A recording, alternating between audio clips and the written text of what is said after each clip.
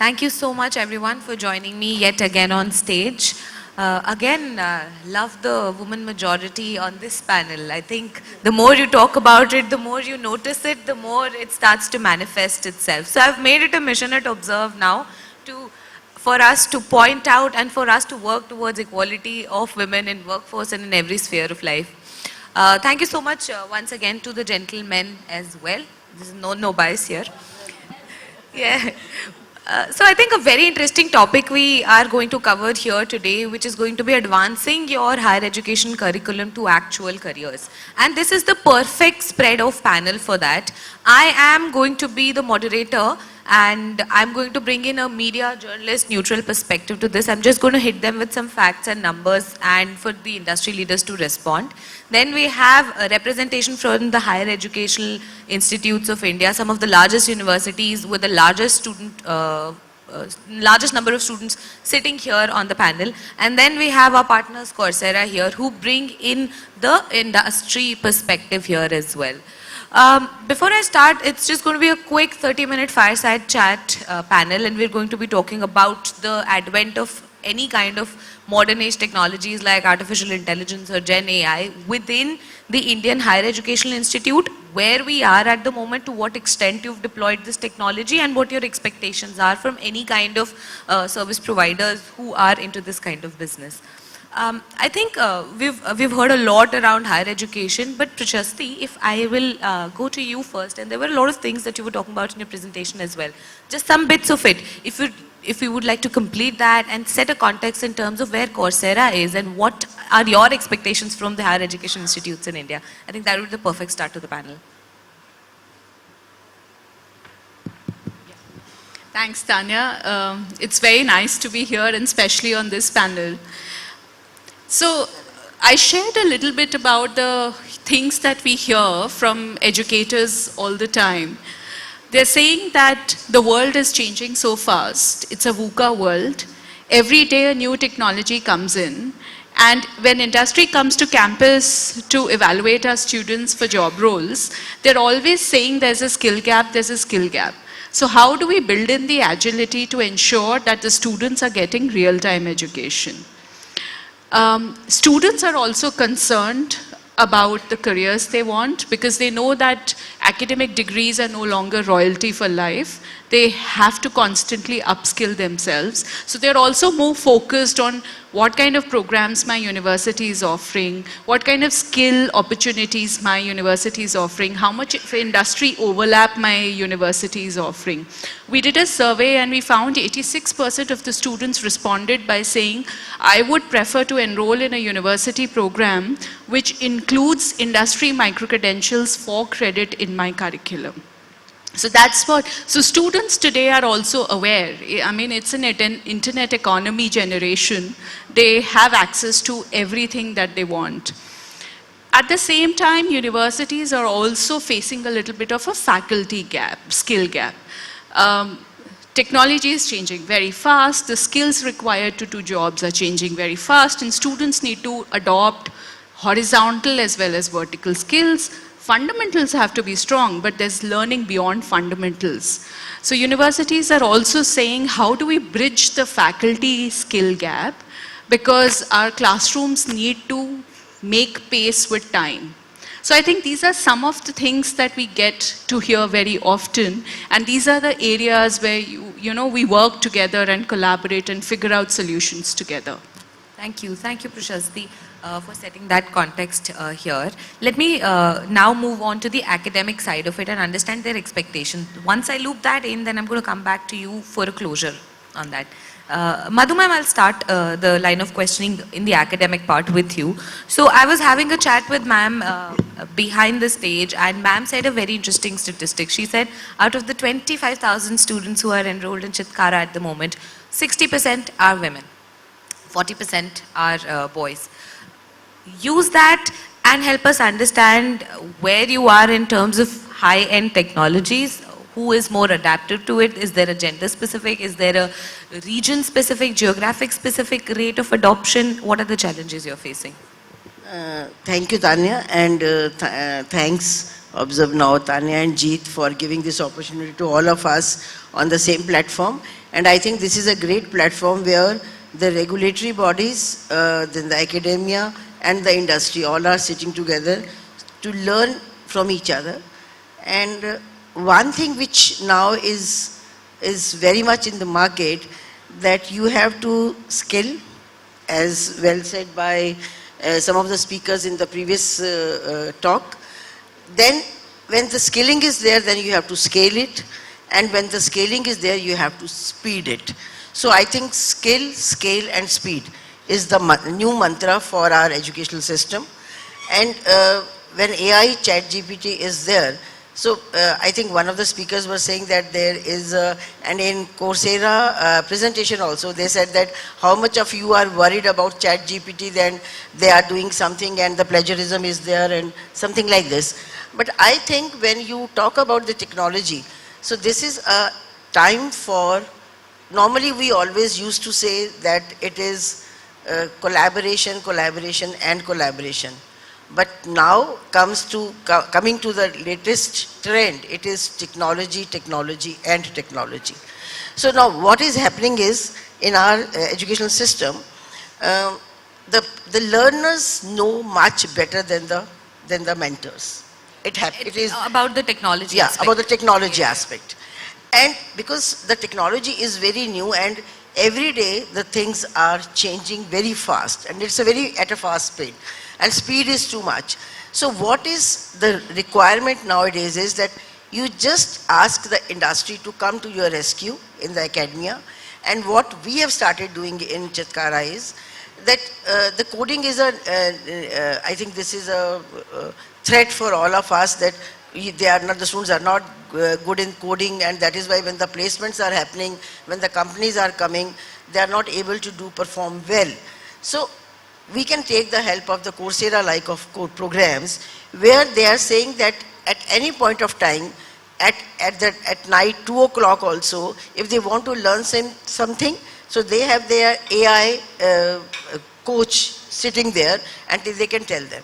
So I think the technology, if you take the help, the academia, if very open about it and take the help of the technology, I think we can do wonders in that. Ma'am, just quick follow-up to that. To what degree are we actually using these technologies in our day-to-day teaching, learning? Yes. So what we have done, all the educational institutes have done, reason being after NEP 2020, there was, I can say there was a mandate that you have to include the technology in it. Reason being that we all know, the people who are sitting from academia, that NEP says that there will be a ABC, Academic Bank of Credit.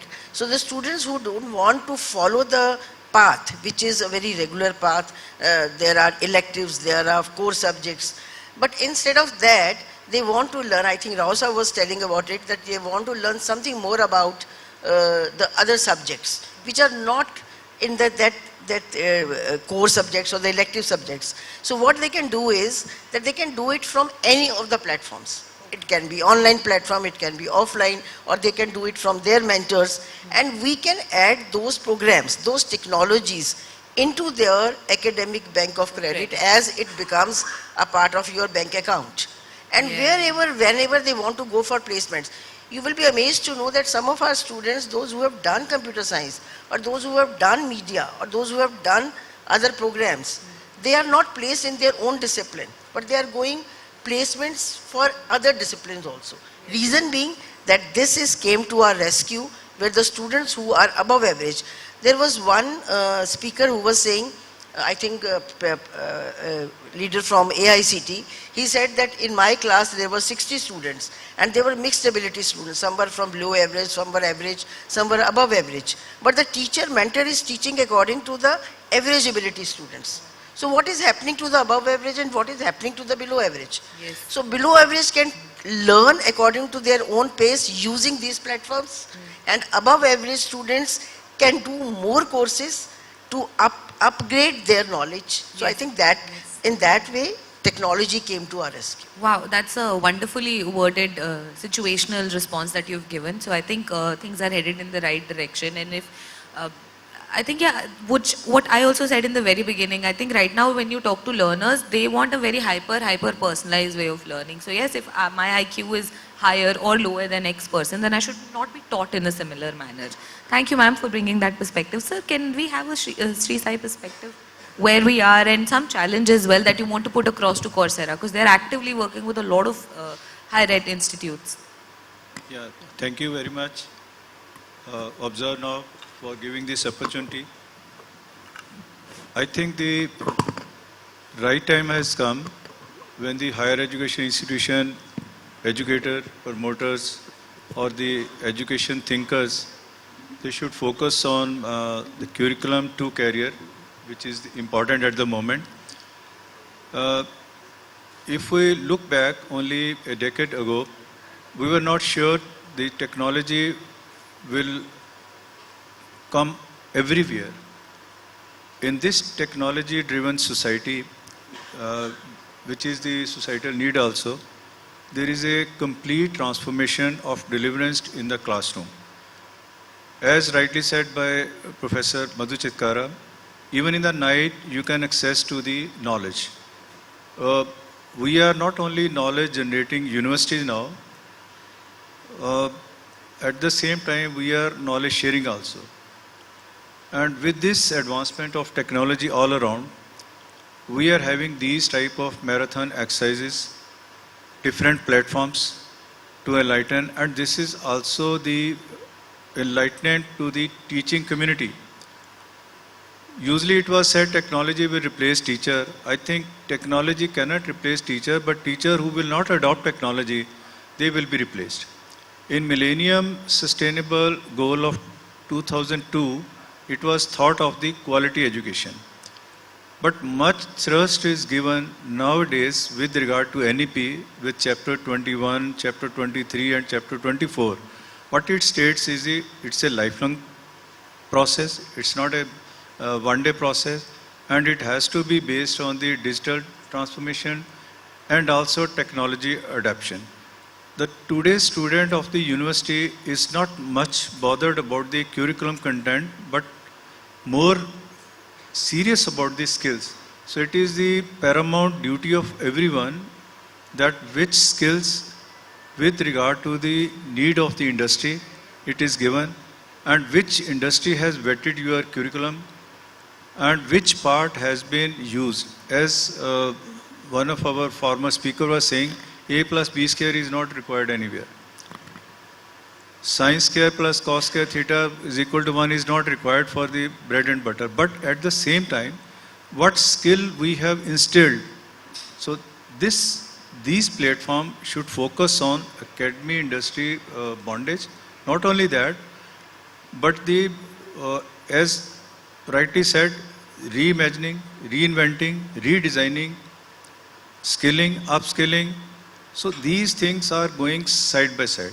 So we should take a call instead of making big policies. So let's have the industry-driven curriculum in the universities. We need to identify which university is affiliated to a particular industry of the region, of the state, or all over India, or the multinational. Then and then we can cope up the competition so that we become Vishwaguru, we become the self-reliant, and we become more and more a job provider than the job seeker. Thank you. All right. Thank you so much, sir.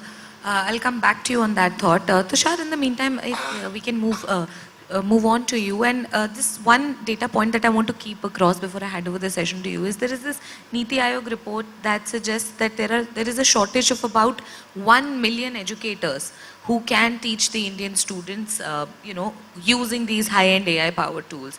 Is that one of the major challenges that you're facing? And if you loop that thread in your conversation, the stage is yours. Very good afternoon to all. I think thank you ObserveNow for this wonderful opportunity. I just deep dive into what just Taniya said. I think the future of this education is going to change drastically. The micro credentials, which is the new buzzword in this our education system, it has actually evolved the education system. Like the shortage of educationists in this country. What in my personal use case, I would share one use case. We recently collaborated with a company and we started getting micro-credential digital badges for students into our course. what I learned was, from that perspective, it was empowering my teachers with the new technologies, which I thought that there was a talent shortage in my faculty, which we were trying to build from a couple of years. So one point was that we got an empowerment to our teachers through all these technologies. Second, we also encourage the students to make sure that the assignments they're using, they should bring more insights on the table. Maybe they're using ChatGPT or generative AI or any open platform which is available. So these 2 points. And third point was, as technology is really helping us to manage the mundane work which we used to do by manually in the last time.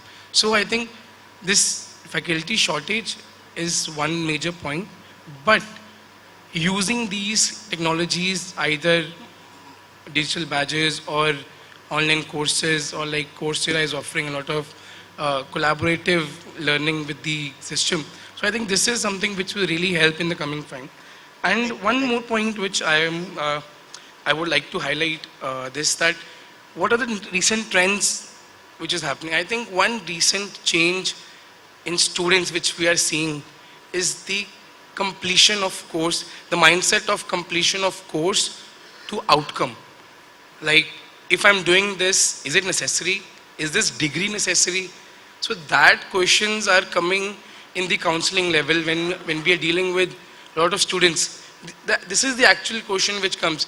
Okay, so I want to do this. Is this necessary? How I am going to reach at that point using this much? So I think the micro credentials, all ChatGPT is the answer to inbuild the existing education system, and we all are, I think, in that direction. I think this is my point of view.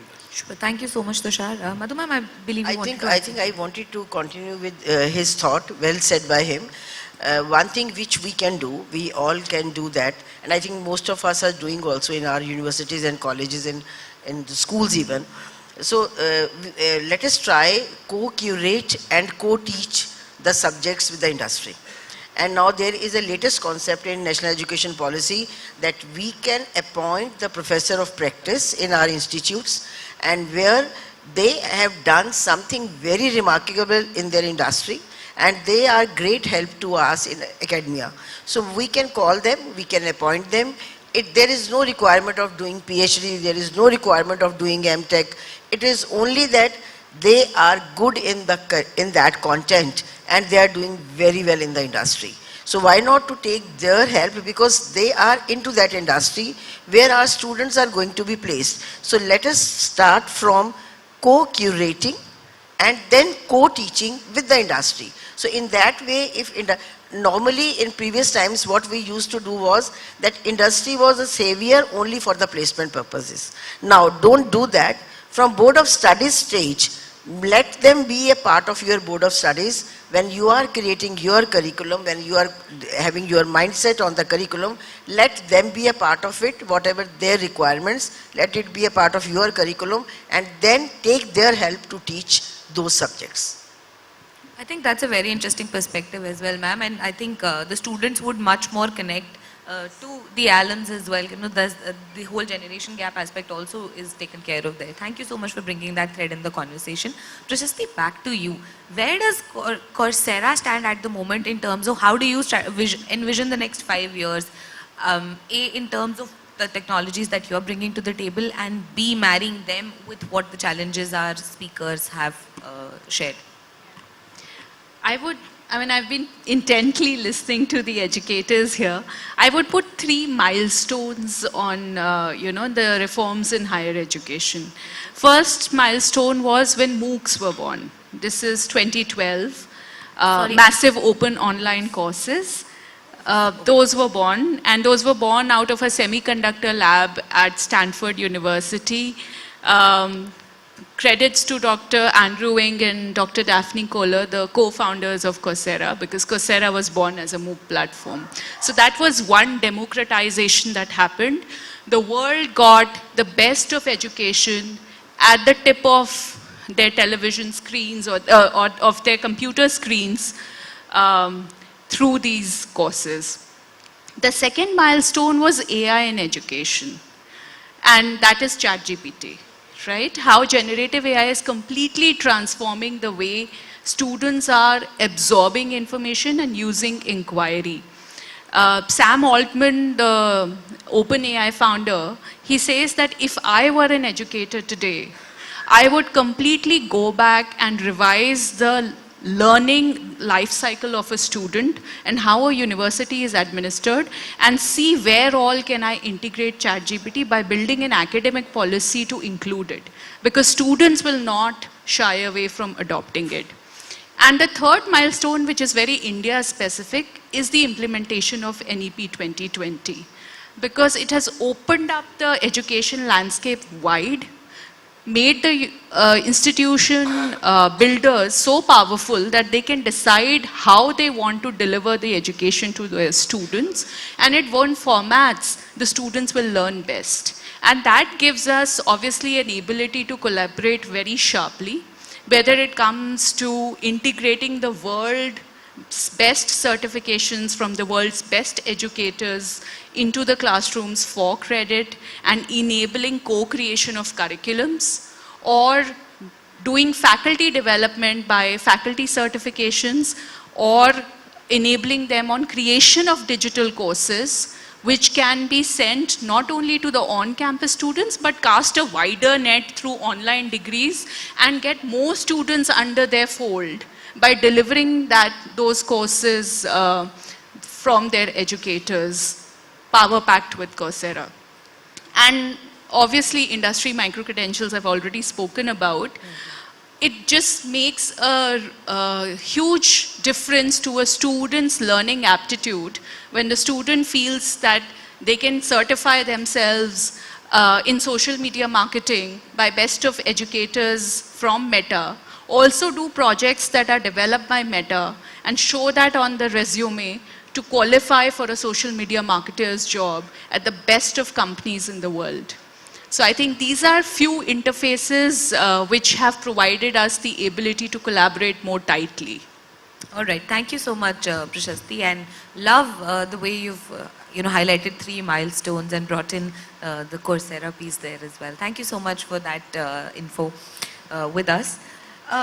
One aspect about technology that sometimes does disturb me and a lot of people, a lot has been spoken about this as well, is when we go to tier 2, tier 3 cities in India, then the access to any kind of tools that enable these technologies is also an issue. There is a demographic divide that does not enable a lot of students to access the kind of technologies you may provide. So as educators, just a closing comment on this would be, if you can just help us understand how are you navigating through these challenges and what your expectation would be from a Coursera, say, to help you out with this. So we'll follow the same order.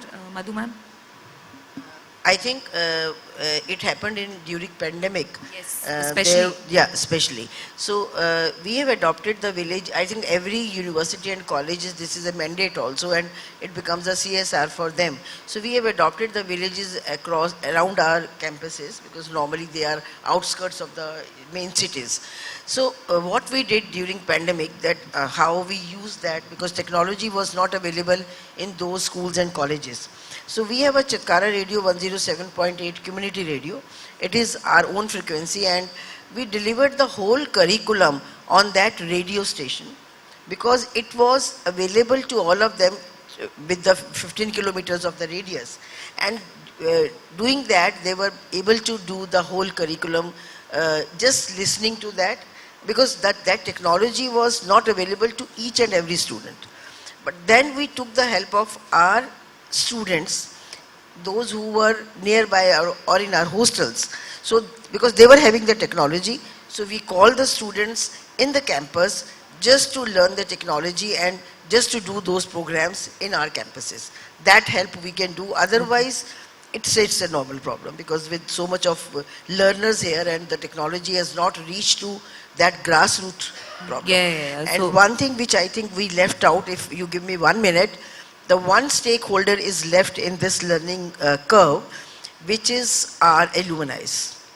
So we all can take that, and we have started doing it, and it is giving such a great outcome that you start talking to your alumni, and you must be having, all of us is having a very alumni network, very strong.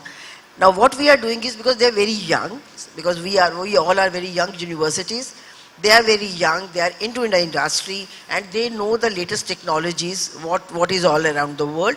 And when they are coming back to us, whenever they are free, normally the nearby places where if they are placed, Saturdays, Sundays they are free, we are having the classes on those 2 days, and they come back and they give back to the alma mater, and I think that becomes a great cycle for all of us. So that can also be a great help to all. All right, thank you, ma'am. Sir? I think she has very rightly said how to cope up this transition which is taking place. So navigation, occupational transition is very important. The technology which has come into existence now, this has to penetrate to the diversified culture of our society. In India, at the moment, it's only 23 to 29% penetration in the rural area, whereas this figure is going up day by day.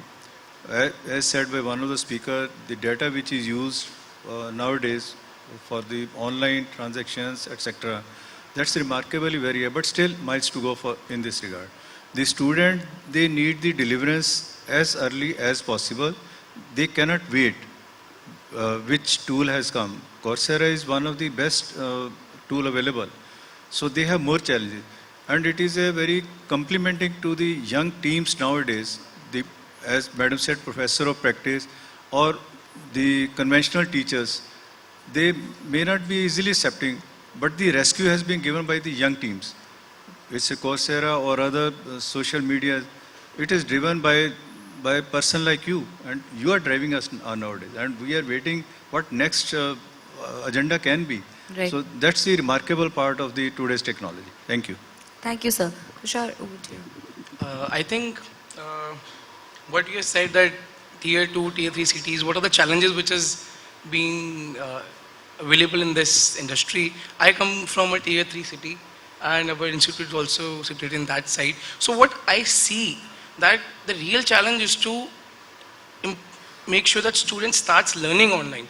This was the first challenge which we faced, because when the student is coming raw from the schools, not every school is very up to date in teaching them online right from ground to till its higher education starts. So the first year really goes into mentoring them. Okay, this is the future, this is it, and this is one challenge I really see. And because now, thanks to Digital India, now mobile is there, internet is there, so reach is there, but how to use it properly, that's one challenge. And I think EdTech companies should take an extra mile to go to make sure that students are learning, educators are using the product to their fully efficiency. That's one point I would say. And second is that a lot of time, what I have seen, I was interacting with few of the students, we did a pilot project, and the motivation when they were starting that online credentials, they were on very high level. But with time, during the course, the motivation started fading out. And it was a challenge for them to even complete that course at the end of the 6 months. So it's a story, we are learning, education, educators, students also learning. So this is one challenge I really feel, that we need to really push hard to students, that how this is the future, this is how it's going to do. And third, what Madam Chitkara said, ma'am very rightly said, that bringing alumnus back to universities is something which can really change the whole perspective of how we do our operations, because the real feedback would come. And one more point I'm just adding to that, there are also students who might not be able to do very great jobs, but they really want to learn.